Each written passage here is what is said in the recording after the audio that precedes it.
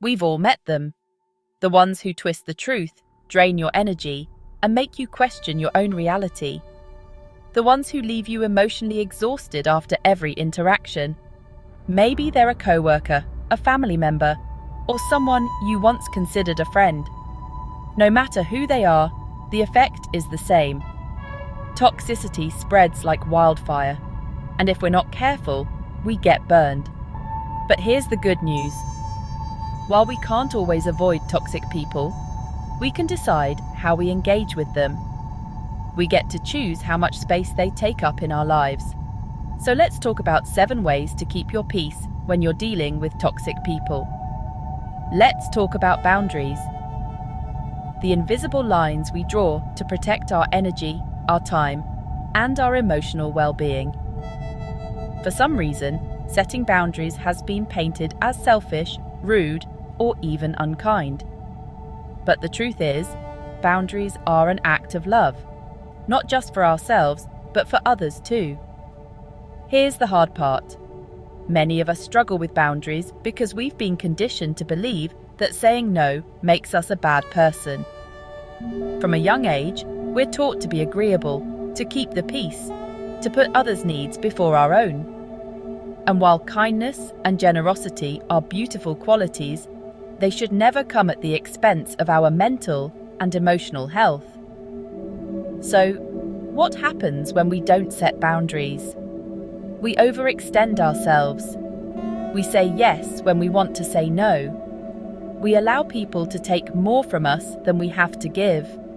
We absorb other people's problems, emotions, and chaos until we're left drained and resentful. And then, when we finally break down, we wonder what went wrong. The truth is, boundaries are not walls meant to shut people out. They are gates meant to protect what's valuable inside. They communicate, this is what I'm okay with, and this is what I'm not okay with. They allow us to show up fully, without the exhaustion and resentment that comes from overgiving. Setting boundaries starts with clarity. You can't enforce boundaries if you're not clear on what they are. So ask yourself, what makes me feel drained? What behaviours cross the line for me? Where do I tend to overextend myself? And why? Who in my life respects my time and energy, and who repeatedly takes advantage of it? Once you have clarity, you can start setting boundaries in small, everyday ways. Maybe it's letting a friend know you can't always be available at their convenience. Maybe it's telling a coworker that you won't be answering work emails after hours. Maybe it's not engaging with a family member who thrives on negativity and drama. Boundaries without explanation or apology. One of the biggest mistakes we make when setting boundaries is feeling like we owe people an explanation. We don't. No is a complete sentence. Think about the times you've said, I'm so sorry, but I can't. Or, I really wish I could, but I have too much on my plate. What if instead you just said, that doesn't work for me? Or, I'm not available for that. No guilt, no over-explaining, just a simple, firm statement. When we explain too much, we invite negotiation. Toxic people will find loopholes. They'll push, they'll test, they'll guilt trip.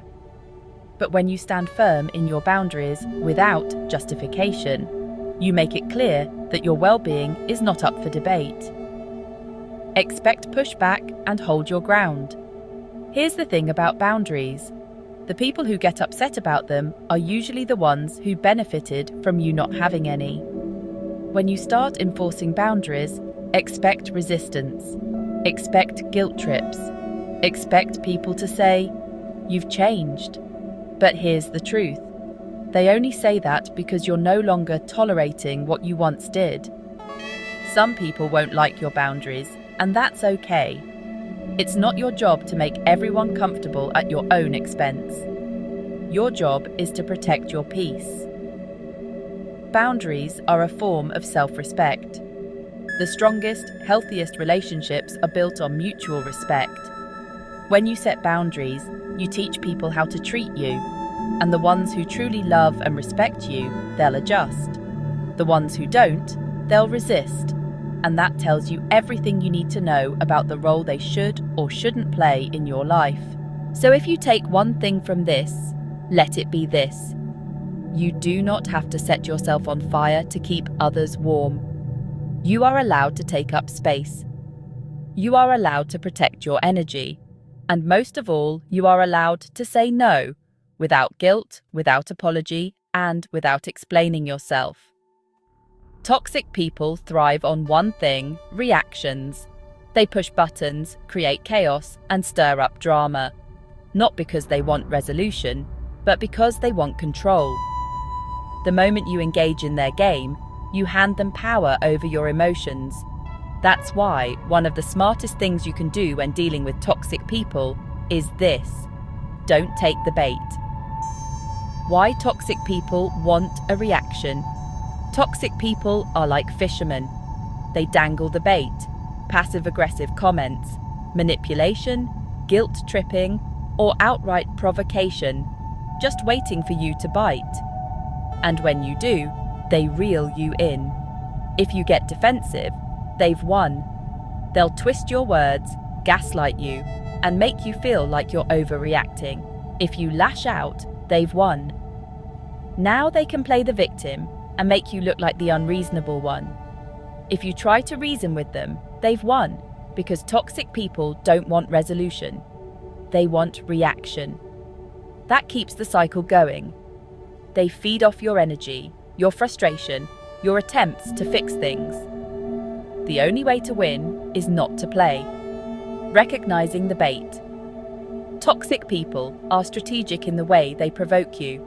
Their bait often comes in subtle, calculated ways, such as backhanded compliments. "Oh wow, you actually did something right for once." Guilt trips. "I guess I'll just struggle on my own since you're too busy for me." Blame shifting. "I wouldn't have done that if you hadn't made me angry." Triangulation, playing people against each other to create tension and drama.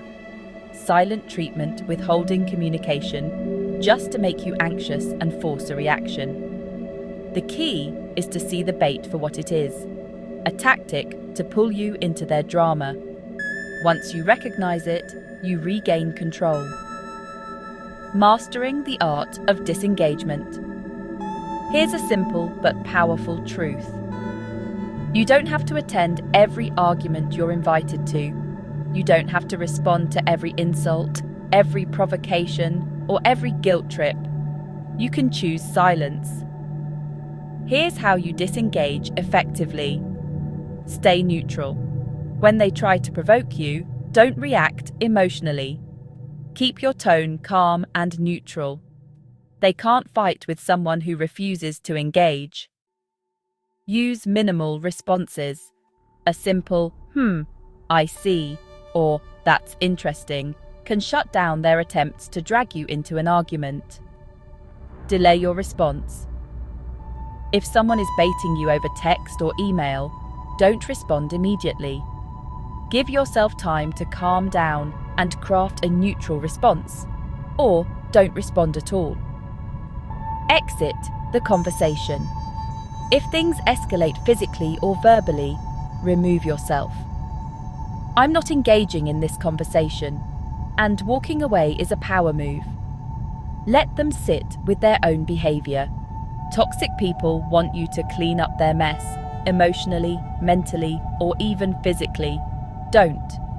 Let them deal with the consequences of their actions. The power of emotional detachment. Toxic people lose interest when their tactics stop working. They want chaos, but if you refuse to give it to them, they have nothing to latch onto. Detachment doesn't mean you don't care.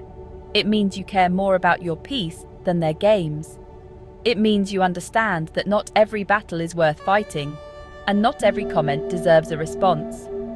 It means knowing that your energy is yours to protect. The next time a toxic person tries to bait you, pause. Take a deep breath. Ask yourself, is this worth my peace? Most of the time, the answer will be no. One of the hardest lessons we learn in life is this: we can love people and still choose to walk away. When we think about letting go of toxic relationships, whether it's a friend, a family member, a co-worker, or even a romantic partner, we often feel like we're faced with two choices: either stay and endure the toxicity, or cut them off completely with cold indifference. But there's a third option, one that allows us to protect our peace while still honouring the humanity of the other person. Detaching with compassion. What it means to detach with compassion. Detaching with compassion means recognising that while you may care for someone, their presence in your life is not healthy. It means understanding that you are not responsible for fixing them, healing them, or absorbing their pain as your own. It means letting go without hatred, without resentment, and without guilt. Many of us hold on to toxic relationships longer than we should because we believe that walking away means we don't care. That's simply not true. You can have empathy for someone and still choose not to be drained by them. You can wish them well and still recognize that their energy is not something you can continue to carry. Why we struggle to let go. Letting go is never easy, especially when we've invested time, love, and effort into a relationship. There are several reasons why we find it difficult. We feel responsible for them. If they are struggling, we may believe it's our job to help them, to be there no matter what. But staying in a toxic dynamic out of obligation only leads to exhaustion and resentment. We hold on to hope that they'll change. Maybe if we explain things differently, if we're more patient, if we love them harder. But here's the truth: change has to come from within. You can't force someone to heal if they don't want to. We fear being seen as heartless. People may judge us for stepping back. They might say we're selfish, but prioritizing your mental and emotional health is not cruelty, it's self-respect. We confuse detachment with abandonment. Walking away from a toxic situation doesn't mean you're abandoning the person. It means you're choosing to stop enabling a dynamic that harms you. How to detach with compassion. So, how do you let go while still maintaining kindness and integrity? 1. Accept that you can't change them. One of the biggest breakthroughs in detachment is understanding that you are not responsible for another person's healing. You can encourage, you can support, but ultimately, their growth is their responsibility. If they continue in toxic patterns despite your efforts, that's not a reflection of you. It's a reflection of where they are on their journey. 2. Set clear boundaries without guilt. Detachment doesn't necessarily mean cutting someone off completely, though sometimes that is necessary. It may simply mean limiting contact, choosing not to engage in their drama, or refusing to take on their emotional burdens. Boundaries are not about punishing them, they're about protecting yourself. 3. Let go of the need for closure. Sometimes we think we need a dramatic conversation, a final explanation, or an apology before we can walk away. But closure isn't something other people give us. It's something we give ourselves. You don't need them to understand your reasons. You don't need their validation. You are allowed to close the chapter simply because it's what's best for you. 4. Release resentment. Holding on to anger only keeps you emotionally tied to the person you're trying to detach from. Forgiveness doesn't mean excusing their behavior. It means freeing yourself from the weight of it. When you let go with love instead of bitterness, you truly free yourself. 5. Wish them well from a distance. Detaching with compassion means you don't have to hate them, wish them harm, or seek revenge. You can simply say, "I hope they find peace, but I can't be the one to provide it for them." This mindset allows you to walk away with grace rather than guilt. Detaching doesn't mean you don't care. The people we walk away from aren't always villains. Sometimes they are people we deeply love who are trapped in their own pain, repeating harmful cycles they may not even realize they're in. But love alone is not enough to sustain a relationship that continually drains and wounds us. Detaching with compassion is an act of strength, not coldness. It's a way of saying, "I love myself enough to walk away, and I love you enough to hope you find your own healing." So if you find yourself in a relationship that constantly depletes you, remember this: you are not obligated to carry anyone else's burdens at the cost of your own well-being. You can release them with love, with kindness, and with the knowledge that sometimes the most loving thing you can do is let go. When dealing with toxic people, the most important tool you have isn't logic, confrontation, or even setting boundaries. It's radical self-awareness. Radical self-awareness means paying deep attention to your emotions, your triggers, and your patterns in relationships. It means being brutally honest with yourself about how certain people make you feel and why you react the way you do.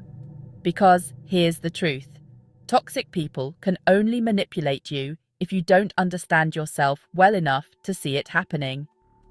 Why self-awareness is your superpower. Toxic people thrive on emotional confusion. They make you doubt yourself, second-guess your reactions, and question whether you're the problem. But when you develop radical self-awareness, you become unshakable. You recognize emotional manipulation the moment it starts. You stop engaging in toxic cycles because you see them for what they are. You regain control over your reactions rather than being pulled into their chaos. Self-awareness gives you clarity, and clarity is power. How to develop radical self-awareness. 1. Pay attention to how you feel around certain people. Your emotions are data. They tell you what's working and what's not. But too often, we ignore them or rationalize them away. Start asking yourself, do I feel drained or energized after spending time with this person? Do I feel anxious before seeing them? Do I shrink myself, filter my words, or walk on eggshells when they're around? Do I feel respected and valued, or dismissed and controlled? Your body and emotions will tell you the truth long before your mind does. If you constantly feel uneasy around someone, trust that feeling. It's not in your head. It's a warning sign. 2. Identify your triggers and patterns. Toxic people know how to push buttons, and if you don't know what your buttons are, they will keep getting pressed. For example, do you feel an overwhelming urge to prove yourself when someone questions your intelligence? Do you feel guilty whenever someone accuses you of not being a good friend, partner, or family member? Do you shut down or over-explain yourself when someone dismisses your feelings? These are emotional triggers, and toxic people exploit them. But once you identify them, you can control your reaction. Instead of falling into their trap, you can step back and say, I see what's happening here. I don't have to engage in this game. 3. Own your part in toxic cycles. This one is tough, but necessary. Radical self-awareness requires you to take responsibility for how you show up in toxic relationships. That doesn't mean the toxicity is your fault. It means you have the power to change how you respond to it. Ask yourself, am I staying in this dynamic out of guilt, obligation, or fear? Am I trying to fix someone who doesn't want to change? Am I allowing disrespect because I don't want to cause conflict? Am I addicted to saving people, even when it costs me my peace? This kind of self-reflection isn't about blaming yourself. It's about empowering yourself. The moment you recognize your role in the cycle, you can step out of it. 4. Listen to your inner voice, not just the noise around you. One of the biggest obstacles to self-awareness is outside influence. Society, family, and even our own past conditioning can drown out our inner voice. For example, you might have